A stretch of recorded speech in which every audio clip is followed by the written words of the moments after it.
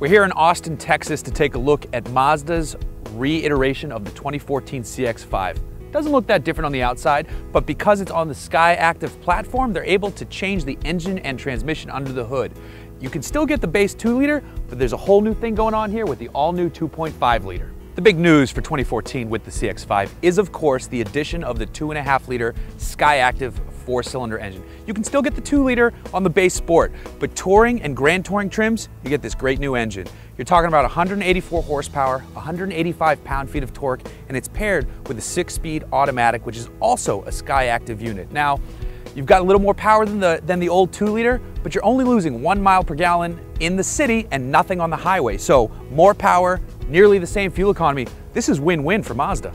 Gone are the days of the smiling, happy Mazdas, and that's a good thing because these cars look aggressive and sharp.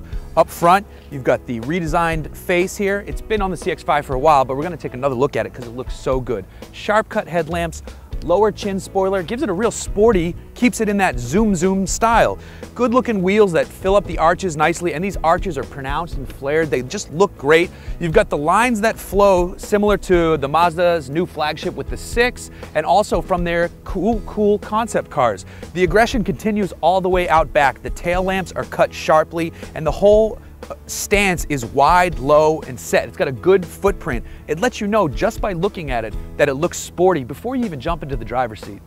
With a car like this, you want some utility, and there is utility here despite its compact size. One thing we were surprised to find is that there's no power liftgate. However, you don't need it. This thing flings open really easily. You can get your stuff in and out and then just close it up, nice and done. Like with most Mazda vehicles, the cabin is driver focused, and that's what you want to find in a vehicle that prides itself on being enjoyable to drive. The layout is nice. You've got this brand new 5.8-inch touchscreen up here. We think it's a little bit on the small side, especially because everybody's moving to 7 and 8-inch screens, but it's nitpicky. It's a good looking TomTom unit that does work. It just needs to be a little bit bigger. Word on the street though, it's going to be bigger down the road, and that's good. But besides that, the gauges are easy to read. Forward visibility is great. Everything falls within easy reach. It's a well thought out, good looking cabin. We talk about exterior styling. We talk about the engine. We talk about the interior styling. The real heart of any Mazda though is sitting in the driver's seat, because that's where you get to experience the zoomness at its finest. This is a fun to drive car. It does sound like it should be underpowered, and sure, we'd love to see 200 horsepower from a 4-cylinder engine, but it's peppy. Hit the gas and it goes. The responsiveness from the transmission is hard to beat. It's just a wonderful package. Mazda is really doing great things with the SKYACTIV technology, from the chassis, the suspension, the exterior, the engine, the transmission. It's all coming together, and it's all SKYACTIV, and it's all Mazda internally, and it all works. Mazda has priced the CX-5 at around $21,000 to start. If you really want to spend your money, you can push it over $30,000 for the Grand Touring, all-wheel drive, big bad Mama Jama.